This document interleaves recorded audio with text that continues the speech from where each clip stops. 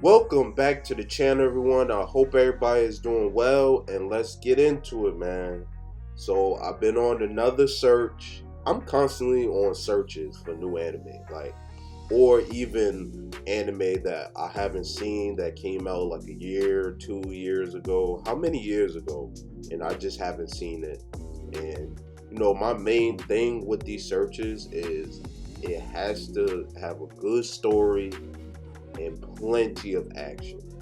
But yeah, I've been on my search and I found this anime that I seen a while back. I'm actually rewatching it, but I never like explained it to you guys or recommended it to you guys because I watched it so long ago that I forgot about it. But I found it again and I'm rewatching it. So this anime is called To the Abandoned Sacred Beast.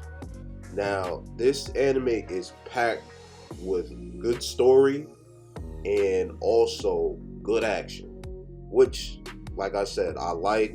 Those are the type, that's like my preference of anime. Like, I search for action packed anime along with a good story.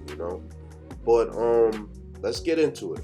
So this anime is basically about a war, right?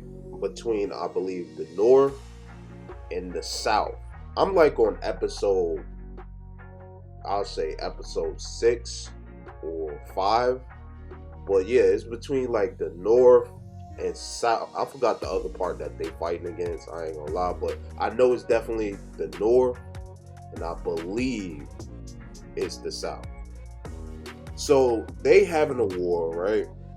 And one side basically they trying to win and stuff like that. Each side is trying to win and get resources and everything, right?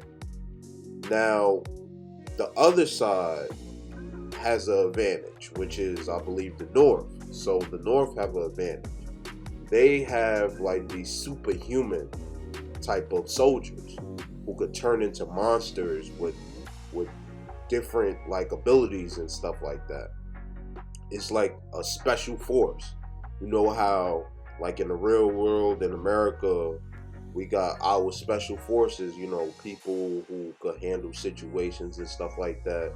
Like you got the Marines and you know people like that. So in this anime, they special source is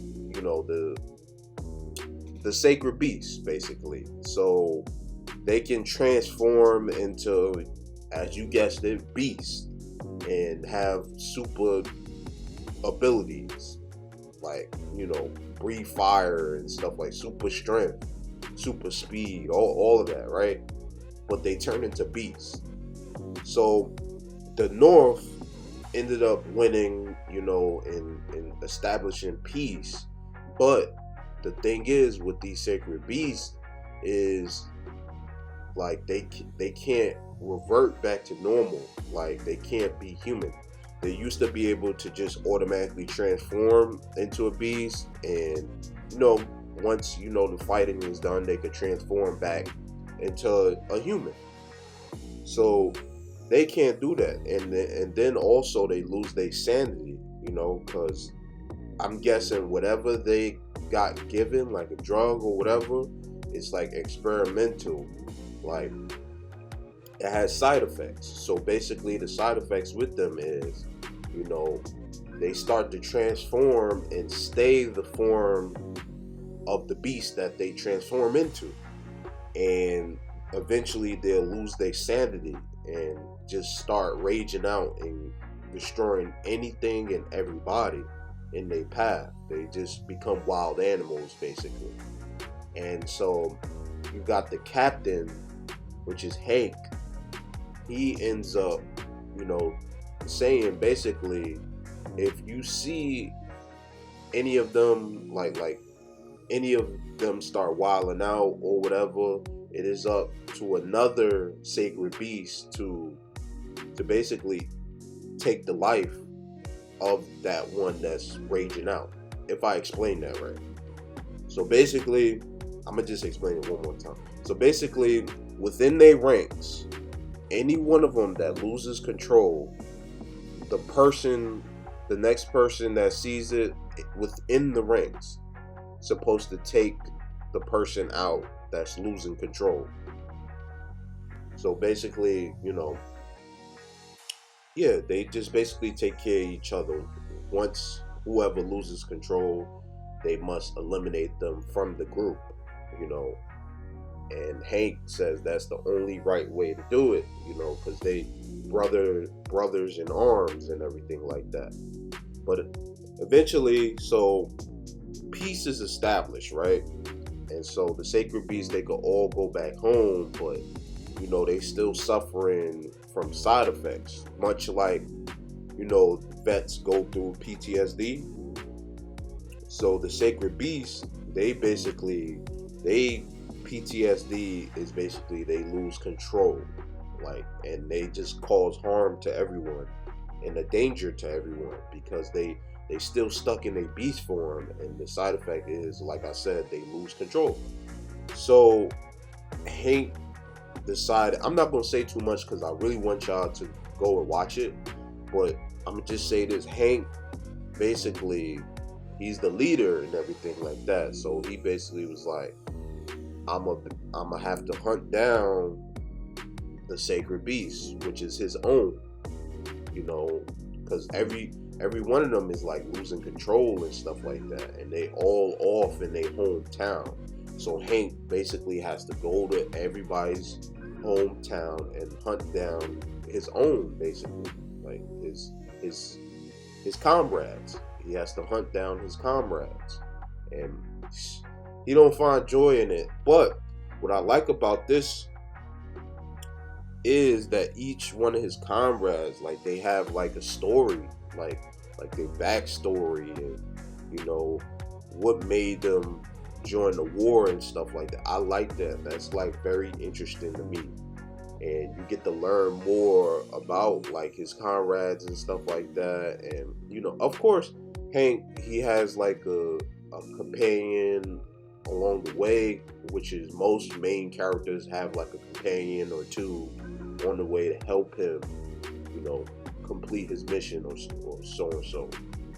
So his companion is basically the daughter of one of the sacred beasts. He had took out one particular sacred beast, and it was in front of his daughter.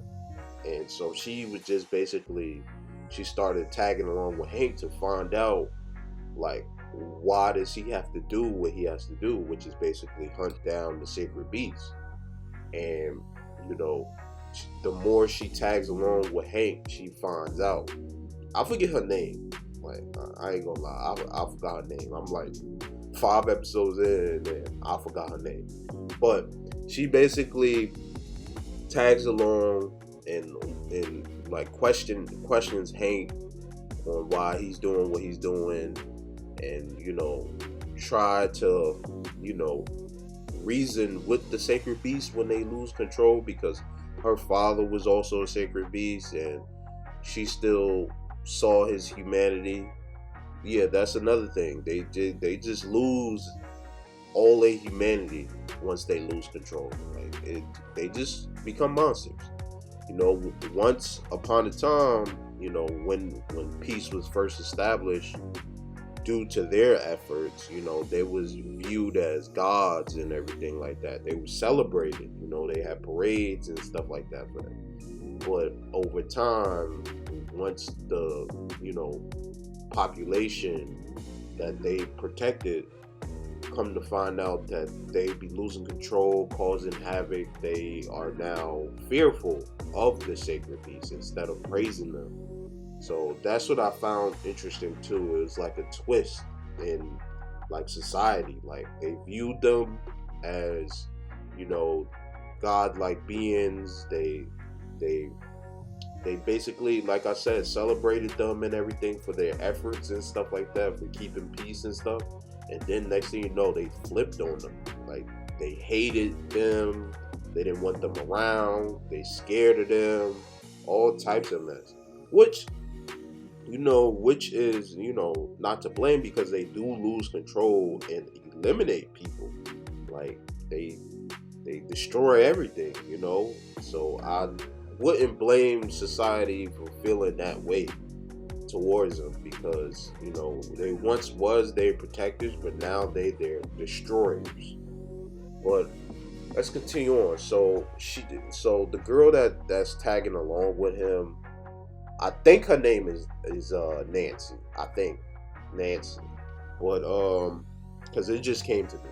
But yeah, she tags along with him because she actually witnessed Hank eliminate her father, and then she just have a bunch of questions, and she's just trying to understand, with the sacred beast, like what's going on, like why they have to be eliminated. Well, it's obvious now why they have to be eliminated and stuff. But yeah.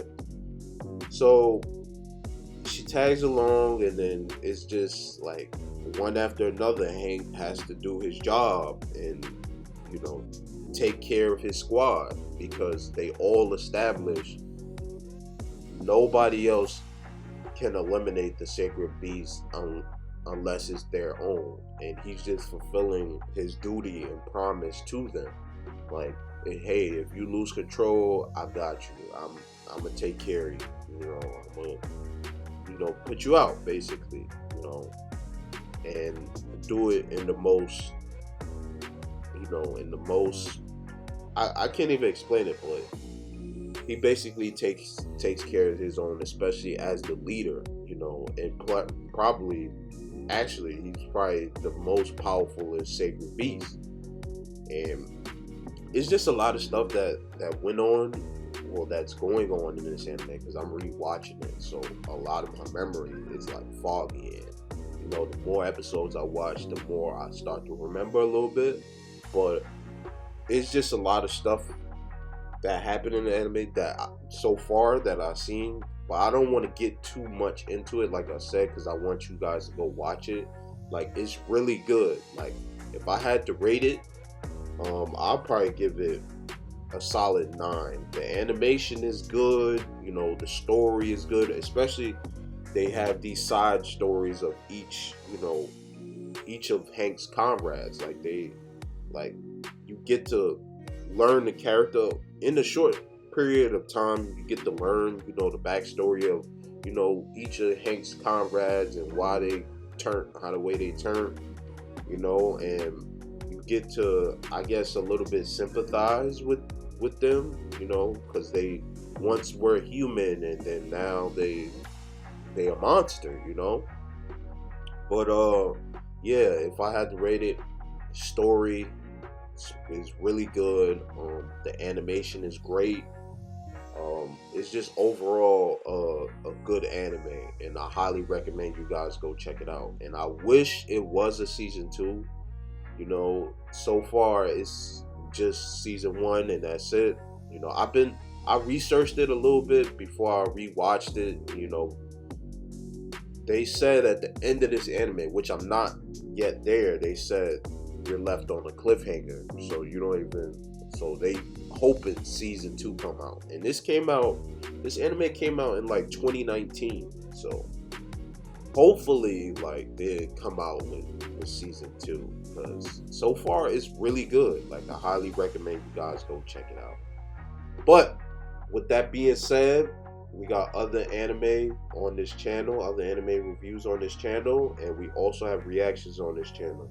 And based on that, you can go take a look at those animes.